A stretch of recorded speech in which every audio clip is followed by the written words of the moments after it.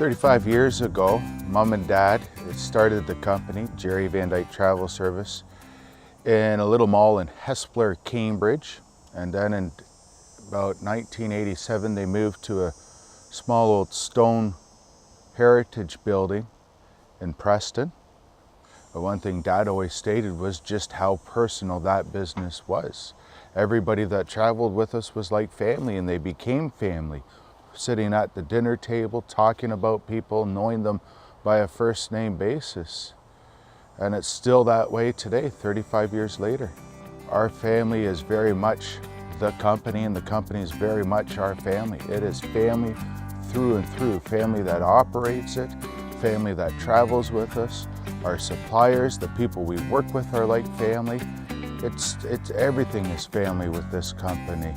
And the philosophy is the same today as when it was started in September of 1980.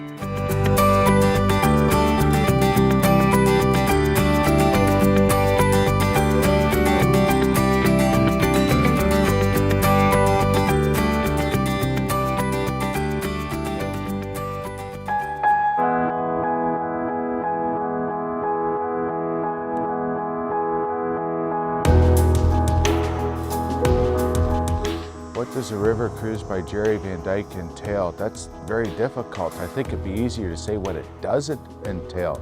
I mean, everything's looked after. Everything is designed around the guest experience. This is, again, the greatest thing about a family. It's not about what's best for the corporation. It's what's best for the guest. Everything, the itinerary, the guides, the locations we go to, everything is thoroughly designed around the guest experience.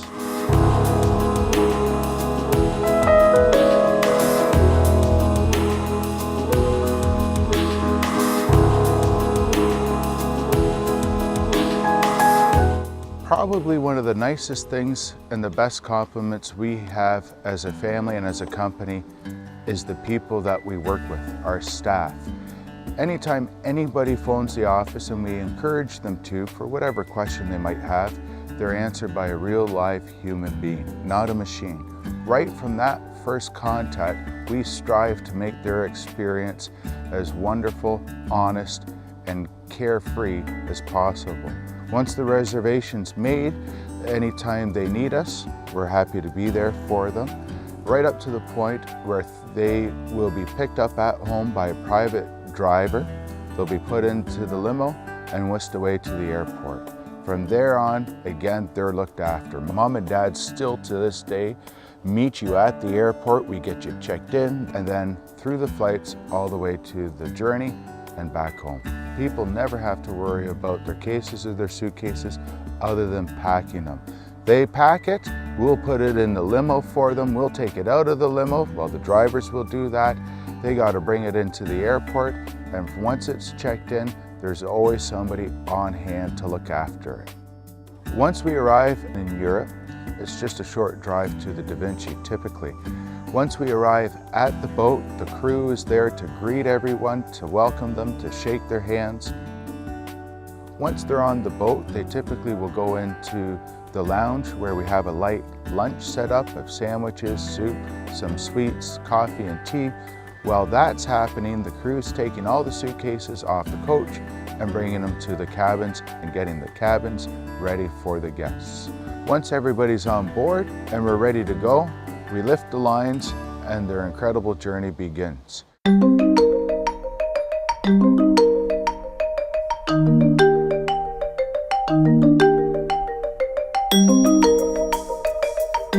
The Vinci for us, and the Vinci most importantly for our guests, is the perfect boat. It's a two-deck ship that's owned by a family that's been involved in the river experience for generations. Even though it's two decks, we have all the amenities of the large vessels. One of the nicest areas on the Vinci is the lounge. It's the social area. Comfortable couches, great place to sit on the day when the weather might not be cooperating.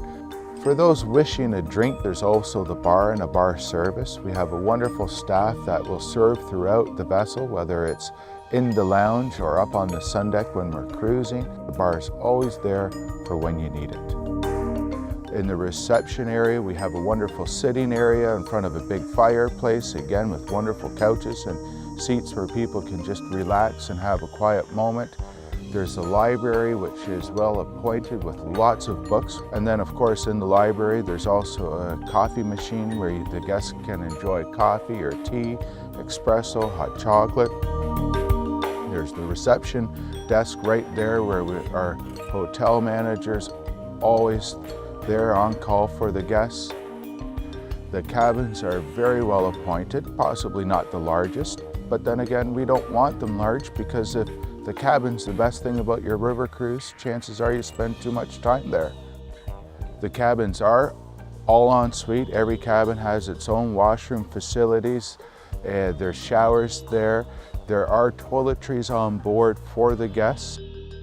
There's an exercise room that has treadmills, a rowing machine, a bicycle. There's also a sauna there for guests to enjoy. There is a lift on board that goes between the two decks, the lower deck and the main deck. And then downstairs there's also the restaurant, which again, we limit the guests on board the Da Vinci to 90, even though it can hold 113. And by limiting them, we have more room in the lounge and in the dining room and on the sun deck for the guests.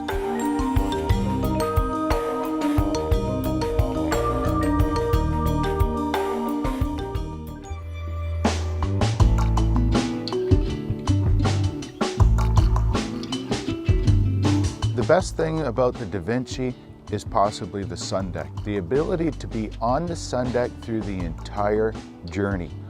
Many three-deck vessels have to close their sun decks off as they cruise under low bridges. They just don't have the clearance. This means guests have to be inside. They might have balconies, but the unfortunate part about a balcony is you're limited to half the experience. This isn't like an ocean-going cruise where you're miles off the coast with nothing to see. These are intimate, tiny little rivers where there's always scenery to behold, beautiful scenery. The best place to see that is from the sun deck, where you can see all of it. A 360-degree panoramic view, not a small, one-sided view from your balcony. We can cruise through the day, we can go underneath all the low bridges without ever asking anybody to leave the sun deck. But most importantly, nowadays with the rivers fluctuating as much as they do, when you're on a three-deck ship, you have inches to spare both under the keel and clearance between a lot of the bridges. If the river goes up a foot or drops a foot, you're stuck, you don't move. Whereas a two-deck boat, you have a lot more space on top of the sun deck to clear the bridges, and the depth, the draft isn't anywhere near as deep. So while other ships are stopped because there's no water in the river, we can continue. Low bridges all over Europe also happen to be in some of the most beautiful places.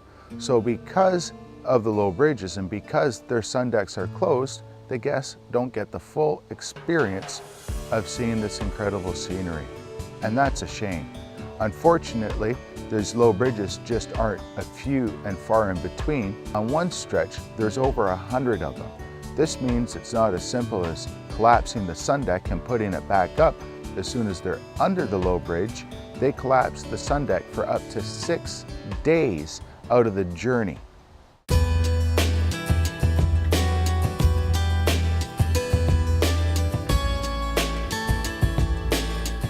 One of the greatest things for us going into these locks is the ability to stay on the sun deck for these locks.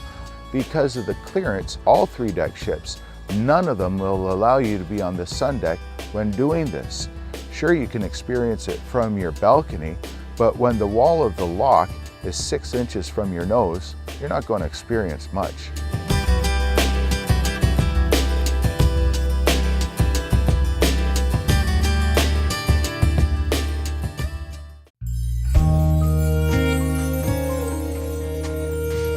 The best way to describe what we do during the day would be to compare it to driving through the Rockies of Canada, one of the most beautiful areas of Canada, which people here know about. You would never drive through it at night So why would you cruise through Europe at night? Cruising at night doesn't make sense, which is why we choose not to do it. Experience it, don't sleep through it. Possibly the most familiar itinerary for anybody with the European Waterways at this moment would be the common Amsterdam to Budapest itinerary. Generally 14 days in length, but you have to keep in mind you take 2 days off for travel time. We just think that's crazy. To do this, the ship travels non-stop. It never stops. We've always thought that was a shame. Our itineraries generally are longer in length, and in this case, we don't go from Amsterdam to Budapest. We fly into Frankfurt. We start in Karlstad, just a short step outside of Würzburg. On that itinerary, 17 days, we hit some of the most beautiful places in Central Europe.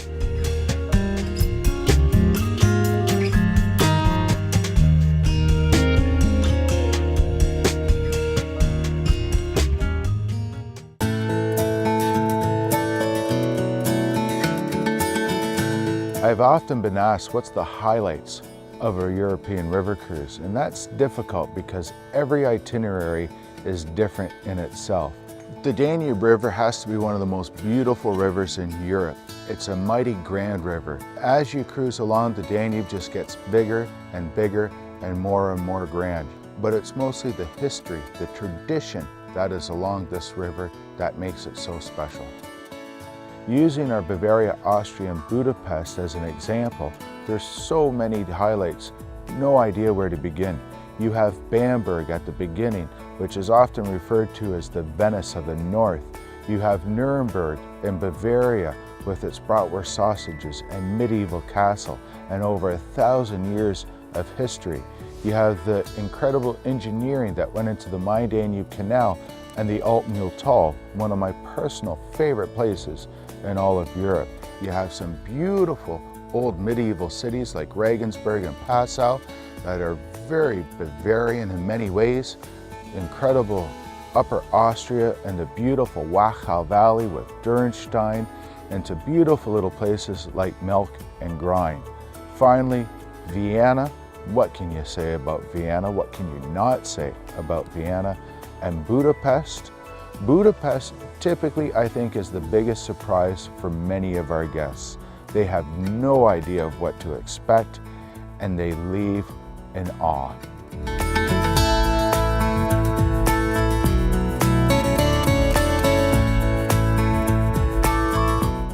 We also, in the evening, like to have onboard entertainment, although not every night because it's the destination that should be the highlight, but quite often we'll do fun little things on board. We'll have onboard music and entertainment. We'll have the Bavarian beer experience on board when we're in Nuremberg. We have a gentleman, a good friend, come on board and do a little lecture on the Main-Danube Canal. The lounge is the heart of the boat.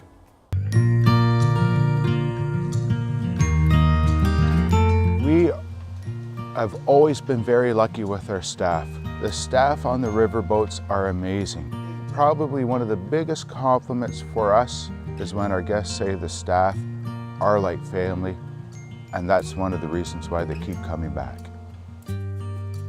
The journey managers, wonderful people, professionally trained. They have incredible experience. They are there to look after our guests and make sure that everything we've ever promised our guests comes true. They look after all the gratuities, they look after all the details, they make sure everything works flawlessly.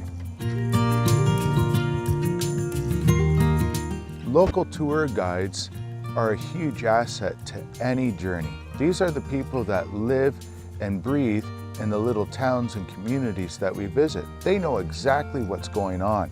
We go out of our way to find the best guides possible, and many of them we've had a relationship with for over 20 years. They're like our family, and they become family to our guests as well. Once we arrive in one of the wonderful little places that we visit, there's always something planned for the guests to do, even if it's just free time. Generally, there's always a planned excursion, and even though it is planned and included, the guests never feel that they have to do it. Many times guests will just enjoy some time on the sundeck, reading a good book, or going for a walk. But if they do join us, and we do hope they will, they'll meet some fabulous local people, wonderful guides, and they'll get a really great look as to what that place, that city, that museum, that palace is all about. It's always included. The guide's gratuities looked after. If there's entrance fees, they're looked after. They never have anything to worry about. One of the misleading things in the river cruise industry today is what's included. Many times if you read the fine print, you'll see that all shipboard meals are included. Well, this is great, except when you have a full day excursion off to a wonderful place. There's nothing more frustrating for a guest than finally getting to a wonderful location and then being told they're on their own to try and find something to eat. What we like to do and what we prefer to do is work lunch into the program. A beautiful location, great meal, hopefully generally something typical from the area, and wonderful surprises involved as well. And again, it's always looked after. The guest never has to worry about a thing.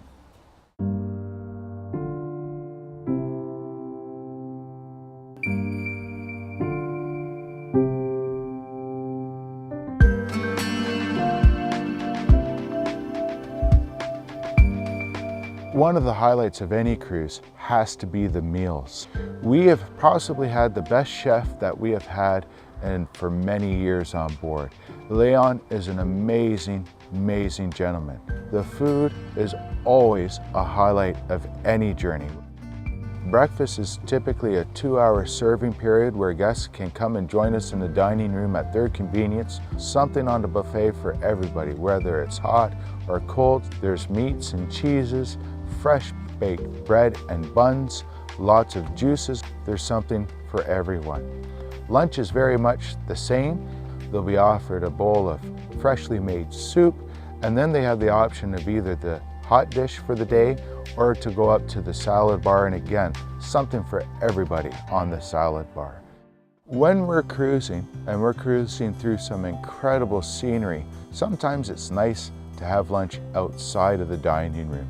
So many times we'll have a barbecue on the sundeck or have a finger food service throughout the entire boat. So whether guests are sitting comfortably in the lounge or up on the sundeck, they can enjoy their lunch while going through some of the most beautiful areas of Europe. We also know that sometimes it's nice to get off the boat for lunch. Sometimes we even just give you lunch money to go off on your own and enjoy lunch where you would like to have it. Dinner should be an experience on itself. The main course is 3 options, either a meat, a fish, or a vegetarian, and then there's also a choice for dessert. Most of the time we have a choice dinner, but there are a few times when we'll surprise our guests with something such as the Indonesian rice table or German or Austrian dinner. One of the most asked questions we have during the reservation process is in regards to special diets or special needs. If you have a special diet that you're concerned about, let us know, and our chef and his team are more than able and more than willing to accommodate you. During dinner, when the guests are in the restaurant having wonderful meals, the housekeeping staff will come throughout the ship and turn each cabin down. We have Murphy-style beds so that during the day it's of course a nice sitting room, and then again at dinner they'll bring the beds down, they'll look after the pillows and the bedding. They'll get everything ready for the guests for in the evening, close the shades and make it nice and cozy so that when they're ready, their cabin's ready. Every night there will be wonderful little gifts on the pillows, whether it's a map of the river route that they're about to travel, a little tote bag for them for if they do any shopping, or even just a simple chocolate.